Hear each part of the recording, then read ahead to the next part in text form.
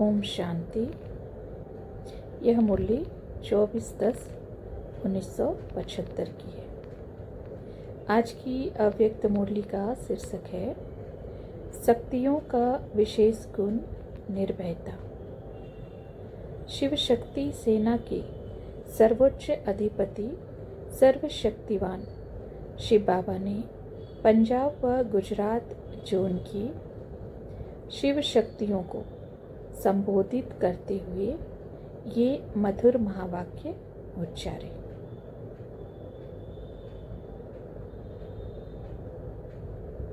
शक्तियों का विशेष गुण निर्भयता का गाया हुआ है।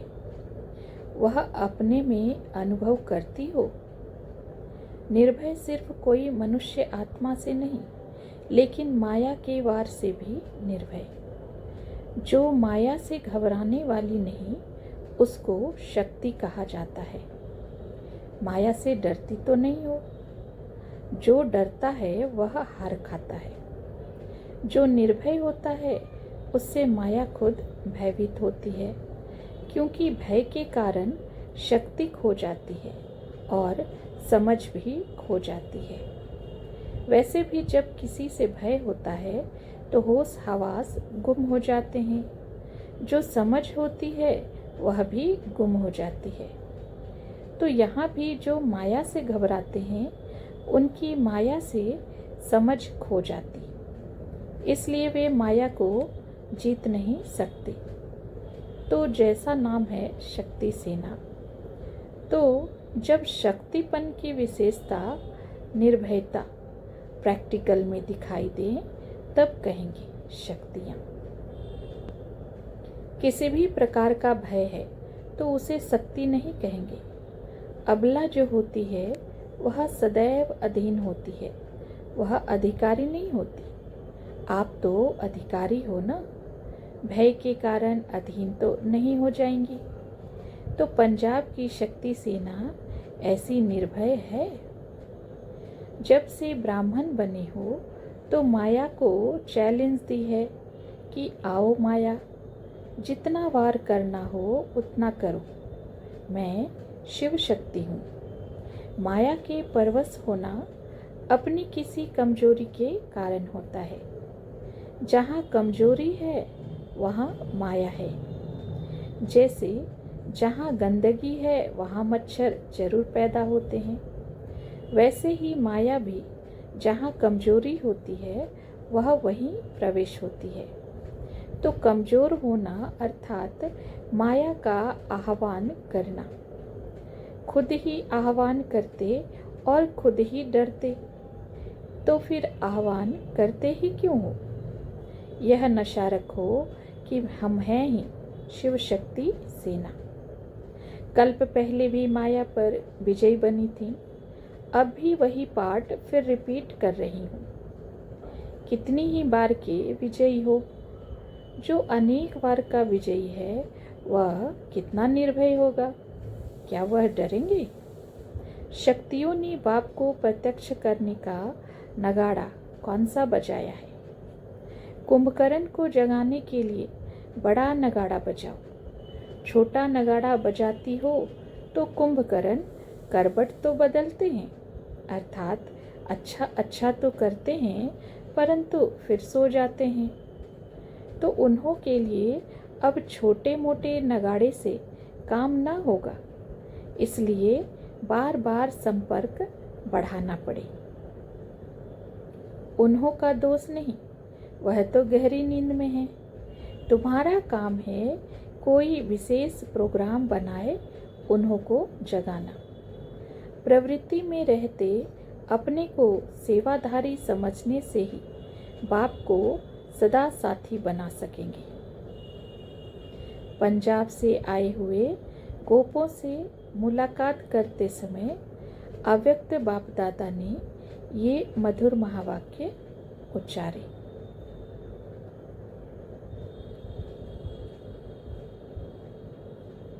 जैसा स्थान होता है उस स्थान की स्मृति से भी स्थिति में बल मिलता है।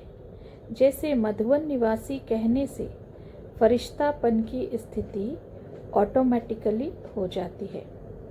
फरिश्ता अर्थात जिसका देह से रिश्ता नहीं।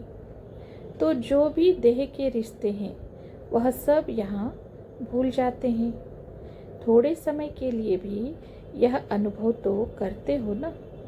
यह बीच बीच में मधुबन में आना इतना मुश्किल होते हुए भी यह अनुभव करने क्यों आते हो?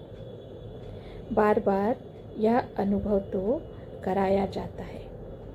यहाँ का अनुभव वहाँ स्मृति में बल देता है, इसलिए मधुबन में आना जरूरी है। वहाँ प्रवृत्ति में रहते हो, वह भी सेवा अर्थ। घर समझेंगे तो गृहस्थी, सेवाधारी समझेंगे तो ट्रस्टी।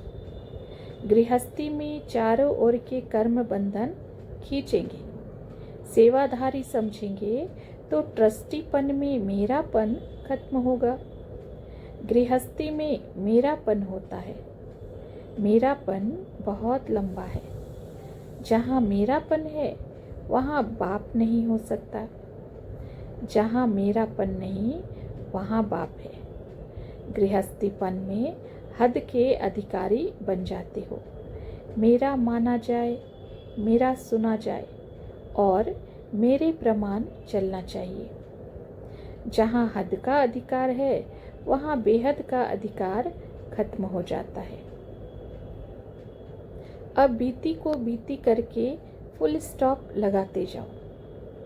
फुल स्टॉप बिंदी होता है। फुल स्टॉप नहीं लगाते अर्थात बिंदी रूप में स्थित नहीं होते तो या आश्चर्य या कॉमा या क्वेश्चन लगा देते हो। आश्चर्य की निशानी क्या कहें? जो कहते हैं ऐसे यह होता है क्या? ब्राह्मणों में यह बात होती है। यह आश्चर्य की निशानी हो गई। यह भी नहीं होना चाहिए। यह क्यों हुआ? क्यों क्या कहना? यह क्वेश्चन हुआ। यह भी व्यर्थ संकल्प उत्पन्न होने का आधार है। जो होता है उसको साक्षी हो देखो। साक्षी के बजाय आत्मा के साथी बन जाते हो। बाप के साथी के बजाय आत्मा के साथी बन जाते हो। अच्छा, ऐसी बात है। मैं भी ऐसे समझता हूँ। यह है सुनने का साथ और सुनाने का साथ। तो जहाँ आत्मा के साथी बने तो परमात्मा के साथी कैसे बनेंगे? जितना समय आत्मा का साथी उतना समय बाप के साथी नहीं बनेंगे। यह खंडित योग हो जाता है।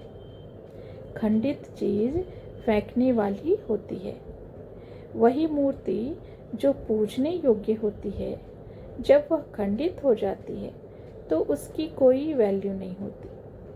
तो यहाँ भी जब योग खंडित तो श्रेष्ठ प्राप्ति नहीं अर्थात वैल्यू नहीं। सदा के साथी, अखंड योगी, अटूट योगी और निरंतर बाप दादा के साथी, ऐसे हैं पंजाब निवासी। अब इस मुरली के मुख्य पॉइंट्स हैं। नंबर 1, जैसा स्थान होता उस स्थान की स्मृति से भी स्थिति में बल मिलता है। नंबर 2 है, प्रवृत्ति में रहते घर समझेंगे तो गृहस्थी, सेवाधारी समझेंगे तो ट्रस्टी। नंबर 3 है, अब बीती को बीती करके फुल स्टॉप लगाते जाओ तो व्यर्थ संकल्पों का चक्कर चलना रुक जाएगा। नंबर 4 है, सिर्फ मनुष्य आत्मा से ही नहीं बल्कि माया के वार से भी निर्भय आत्मा शक्ति है। नंबर 5 है, अपनी ही किसी कमजोरी के कारण माया के परवश होते हैं। नेक्स्ट है, मैं कल्प कल्प की अनेक बार की विजयी आत्मा हूँ। यह याद रहने से माया से निर्भय रहेंगे। अच्छा, ओम शांति।